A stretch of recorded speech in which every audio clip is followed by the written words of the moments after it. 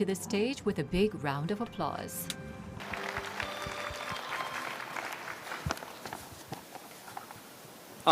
Distinguished speakers and the guests, ladies and gentlemen, good afternoon. And first of all, thank you very much for including the IEA in this excellent and huge the event. I would like to use this opportunity to thank the Korean government, the Korean Energy Agency, Korean Energy Industries, but also the Energy Economic Institute of Korea for making this the opportunity to happen. Thank you very much for this. I think you heard in this morning's the opening plenary session from our executive director that new clean energy economy is emerging. And that's thanks to technology progress and also stronger government policies. And some may have been worried that the current energy crisis may slow down the energy transitions, but in fact, so heightened the energy supply security concerns have led to even stronger policy actions by the governments for accelerating rather than slowing down the transitions. The most notable area is renewables, so solar PV in particular. They are growing very fast. IEA's renewable 2022 market report forecasts that the renewables will expand by 2,400 gigawatts, 2.4 terawatts, in the coming 5 years by 2027. And this growth is equal to the growth in the last 20 years, equivalent to the entire installed electricity capacity in China. This and in terms of the various energy policy actions, the Repower Europe plan, or the 14th five-year plan in China, Inflation Reduction Act of the United States, and the ambitious targets in India, Brazil, all drive faster growth. And as you can see, but China continues to lead this growth and providing nearly half of the global renewable capacity in the coming 5 years. With such rapid growth of renewables and also the comeback of nuclear, the decarbonization of a global electricity system is progressing actually steadily. More than 90% of the total demand growth over the next 3 years will be covered by renewables. And also the increase in nuclear generation results from expected recovery in French nuclear output, but also from the new plants starting operations largely in Asia. So the carbon intensity of electricity systems are actually going down, which is a good news. Now, another area of growth is EV, and electric car markets are growing exponentially. So as sales exceeded 10 million in 2022, and the share of electric cars in total sales has more than tripled in only 3 years, from around 4% in 2020 to 14% in 2022. And electric vehicle sales are expected to continue strongly through this year, 2023, and over 2.3 million EVs, electric cars, were sold in only the first quarter, about 25% more than in the same period of last year. And we currently expect to see 14 million in sales by the end of 2023. That's 35% year-on-year increase, with new purchases accelerating in the second half of this year. And electric cars could account for around 18% of total car sales in 2023.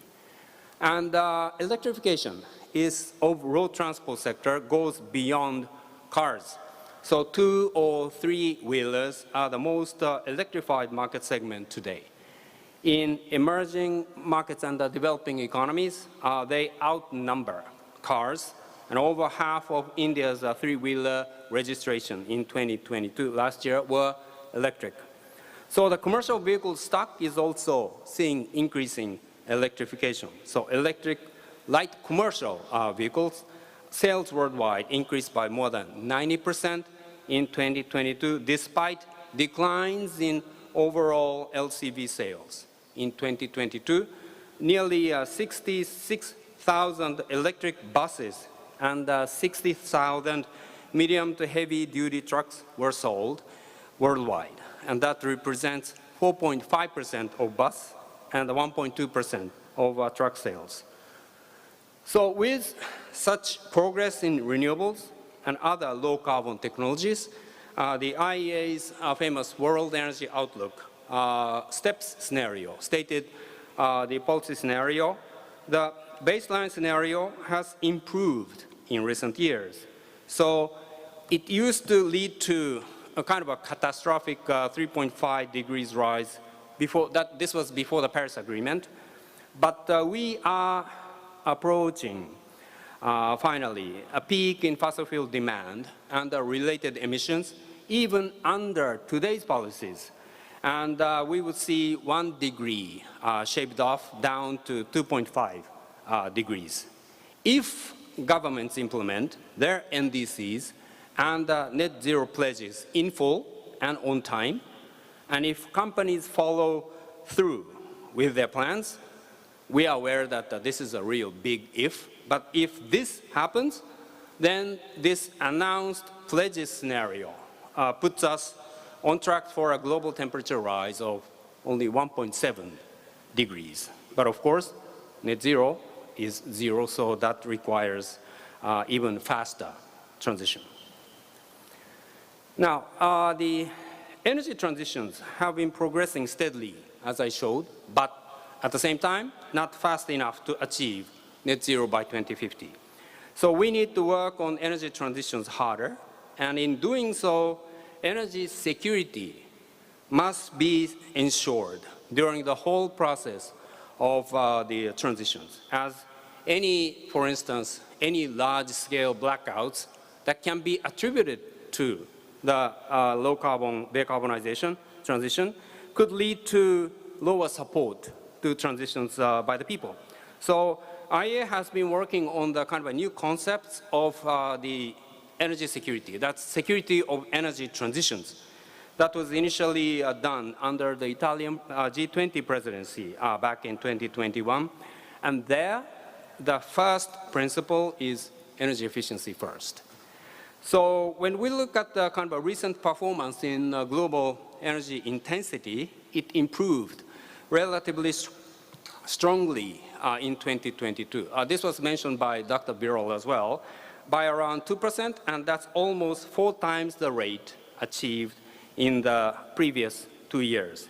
But, of course, this result comes after 5 years of improvements averaging only 1% per year, and that's far off track from the 4.2%, more than 4%, the annual improvement needed on average over this decade to achieve the global climate goals and align with this net zero pathway. There are some positive signs in 2022. So energy efficiency related investment was up 16%, reaching $560 billion. And that was boosted by COVID recovery packages by the governments around the world. And most of this increase came from the electrification of vehicles. And also sales of heat pumps in 2022 grew by 11%. Policy announcements by key economies around the world are set to increase the overall level of energy efficiency related investment even further, with levels expected to reach $1 trillion in the second half of this decade, as tracked by the IEA's announced policy, APS, announced policy scenario. But this level still needs to be boosted by around a third to be consistent with the levels needed in the IEA net zero scenario. So I said the energy efficiency first, so maybe renewable the second. The earlier slide showed, in my first slide, showed a very strong, robust growth in renewables, but such growth needs to be accompanied by the power system flexibility to integrate those variable renewable sources. In the announced the pledges scenario of the World Energy Outlook, the global power system flexibility would need to double by 2030, with substantial increases in hour-to-hour flexibility needs in all major economies. But when we talk about the flexibility, it's not only about the short-term, hourly, or daily kind of changes, variability, but also about the kind of long-term variability. Last month, in April 2023, IEA released a new report, the Managing Seasonal Variability of Renewables. That's a new report in support of the G7 under the Japanese presidency this year. In future power systems with very high VRE, variable renewable share of more than 70% of annual generations, then weeks with electricity surplus will become more frequent, but so are the long periods of low wind and low solar power productions when other sources become necessary. And such variations will eventually extend to monthly and seasonal or even annual timescales. So managing seasonal variability will depend on the interaction of several parameters, like the profile of electricity demand, which is shown in the red line, the complementarity of solar PV and wind, and also availability of hydropower. For example, in the temperate climate with hot summer, that's on the kind of left one, there's a peak demand in summer due to cooling, but there's also a kind of a smaller peak in winter. And the solar PV and wind are rather complementary, but hydro is available basically in summer, less in winter. So as a consequence, there is a gap to be covered both in summer and winter. In tropical systems on the right, there's lack of complementarity between PV and wind. So hydro generation is concentrated around the rainy season. And that's not enough to compensate the little wind generation. So this leads to a kind of a strong surplus in some months and a big gap deficit in others. And these are the main results of this parametric the analysis. So modeled future power systems for all climate regions would have more than 70% of annual electricity supply from variable renewables. So shares of electricity supply from thermal power plants, of course, would be limited to 5% to 15%, and that's shown in the left side. That shows the electricity supply. CO2 emissions from these systems would be actually very low. That would be below 50 gram of CO2 per kilowatt hour, and that's 90% less than today, even with the unabated fossil fuel power plants. The middle graph shows how the kind of a short duration, short-term flexibility is supplied in these systems, and various resources are deployed. And that confirms the importance of fostering all flexibility resources. So for example, batteries provide around 40% of these services in tropical and arid zones, being in direct correlation with solar. And demand-side measures such as the smart charging of electric vehicles and also industrial demand responses, they are more important in other regions. But when it comes to the managing seasonal imbalances coming from the VRE, variable renewables, that's in the right-hand side, and only two resources becomes important. One is the legacy thermal assets, provide between the half and two-thirds of seasonal flexibility services in critical periods of the year, and reservoir hydro supplies most of the remaining needs and depends on the climatic conditions. So in considering this kind of seasonal variability issues and other the matters that are required for the kind of decarbonization, the role of nuclear as dispatchable, low-carbon power generation source is becoming more important, in particular for those countries that opt to use it, like the Republic of Korea. With increased energy security concerns and also the climate crisis, we are seeing now a kind of a strong nuclear comeback in countries that opt to use it. So I was in G7 Hiroshima leaders meeting in the last weekend, and the leaders communique from the G7 countries sent a very strong, much stronger than the previous years, and clear message about the role of the nuclear power in clean energy transitions. In terms of the individual countries, Inflation Reduction Act by the United States, and also in Europe, recent decision of a country like Belgium, or Japan's GX plans that was announced at the end of last year, but also the Korea's recent policy changes. They are the good examples.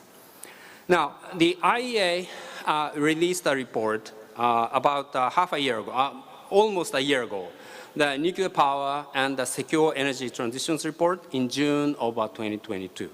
And nuclear plays a significant role, should play a significant role in a secure global pathway to net zero. In the net zero emission scenario, the nuclear would have to double from the current more than 400 gigawatts to more than 800 gigawatts, 812 gigawatts in 2050, in the net zero by 2050 scenario. Annual nuclear capacity additions in that case would reach 27 gigawatts per year in the 2030s, and that's higher than in any previous decades. Emerging markets and the developing economies, they account for more than 90% of global growth, with China set to become the largest nuclear power producer before 2030. And advanced economies collectively see a 10% increase in nuclear as retirements are offset by new plants.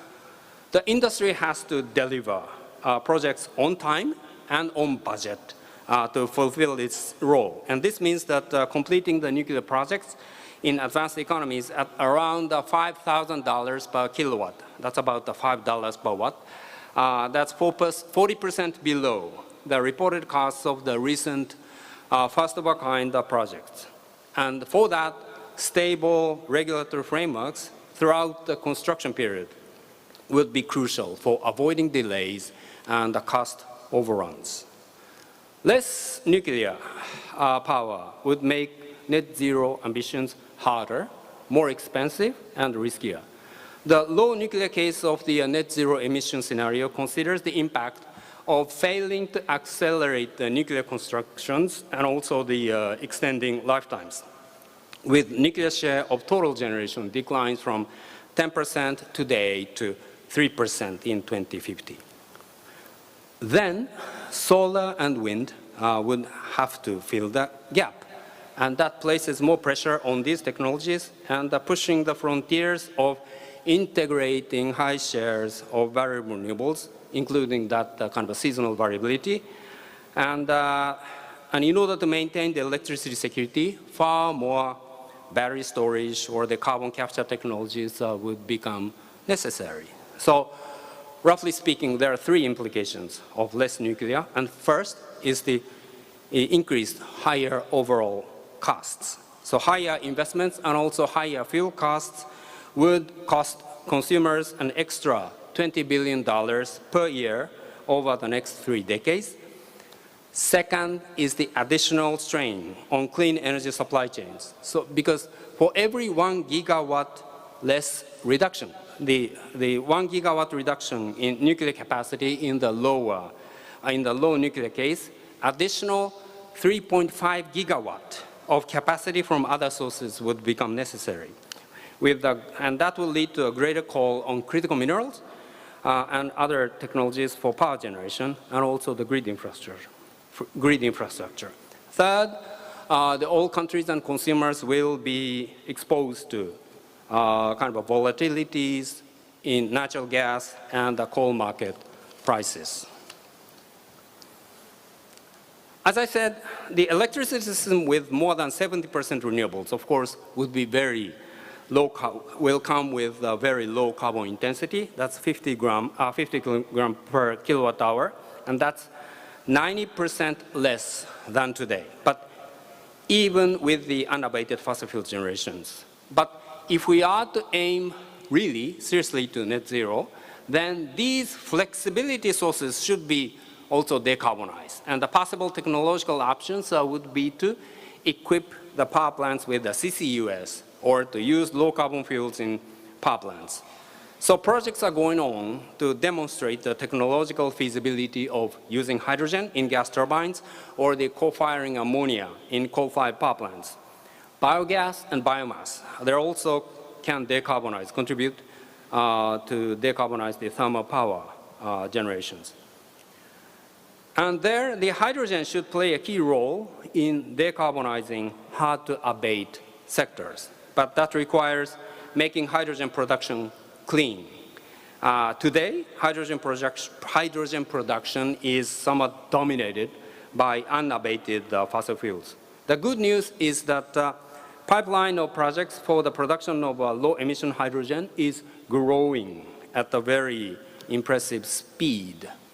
If all announced projects under development are realized, then the annual production of low-emission hydrogen could reach up to 24 million tons by 2030, with up to 14 million based on the electrolysis, green, and up to 10 million tons of from fossil fuels with CCUS, so blue.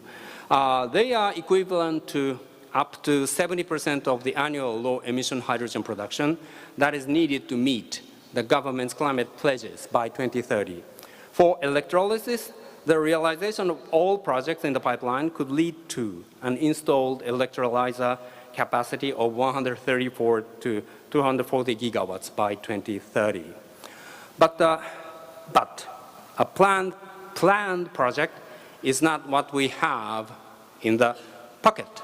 So only around 4% are already under construction or have reached final investment decisions. So this slow progress on the ground, on the real world implementation is due to uncertainties about demand, lack of clarity in regulatory frameworks, and the lack of infrastructure to deliver hydrogen to end users. And one relevant area and what is attracting growing interest is the trade of hydrogen and its derivatives. So Japan and Australia have been spearheading efforts on this front, I think Korea as well, and the world's first shipment of liquefied hydrogen from Australia to Japan took place in February of 2022, and more countries, they're stepping up efforts. Today, the trade of hydrogen and hydrogen-based fuels is limited to a few tons of hydrogen in sporadic shipments from demonstration projects. Based on the kind of export-oriented projects under the development, we estimate that 20 million tons of hydrogen could be exported annually by 2030. The first projects are actually aiming to come online as early as next year. Whether or not these exports are realized is highly uncertain. An important challenge is to secure customers' demand.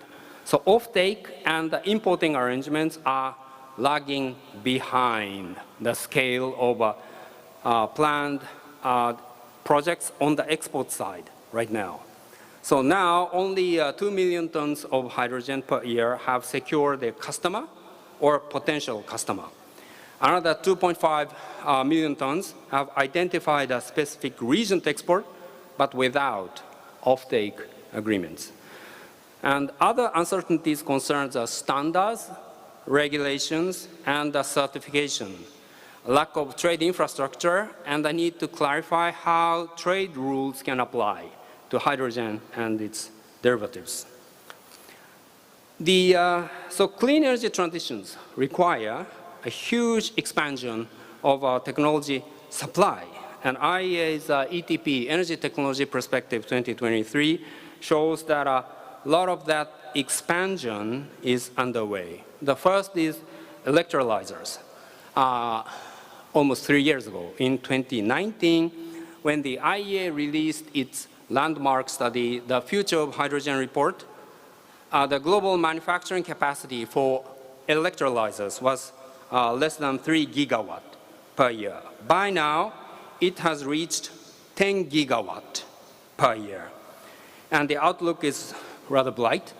On the current announcement, the manufacturing capacity for electrolyzers could exceed 100 gigawatt by 2030, which is half the level required to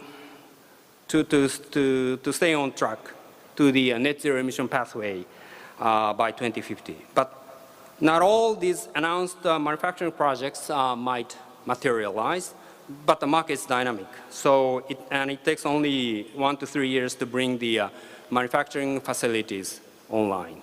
Second is electric vehicle batteries. Existing manufacturing capacity is already high compared with today's demand, and announced capacity is actually very close to the level required for the IEA's net zero emission pathway. And finally, for solar PV, the manufacturing capacity by 2030 could be as large as what would be needed for a net zero emission by 2050 pathway, if all announced projects would get built. We analyzed more technologies and in the EDP, and the main point is that there is a wave of investments in clean energy technology supply chains underway, much needed for having a chance to limit the temperature rise to 1.5 degrees. And the investments in mining and processing of minerals, as well as in manufacturing of clean energy technologies, must more than triple in the coming years relative to the average over the past 5 years. If every clean energy technology manufacturing plant that is announced as of today gets built, then the investment flowing into the manufacturing would provide 2/3 of what is needed by 2030 to be on track for the net zero by 2050. But there's something that we need to bear in mind. This point was also emphasized by Dr. Fatih Birol this morning. And according to the IEA's Energy Technology Perspective 2023, one of the key findings is that clean energy supply chains today are heavily geographically concentrated. So the top 3 producer countries account for around 80% of global production for cobalt, 90% for lithium, and 45% for copper. And the concentration is not limited to mining and processing and refining. The activities shows a very similar or even higher level of geographical concentration. In manufacturing of the new and the emerging clean energy technologies like the batteries, onshore wind, solar PV, heat pumps, and electrolyzers, we also see a consistently high degree of geographical concentration. More than 70% of our production capacity is held by top 3 producer countries. And there, China plays a dominant role virtually everywhere, with one exception being mining. But for any other steps, China is the largest producer country today and is likely to remain for years to come.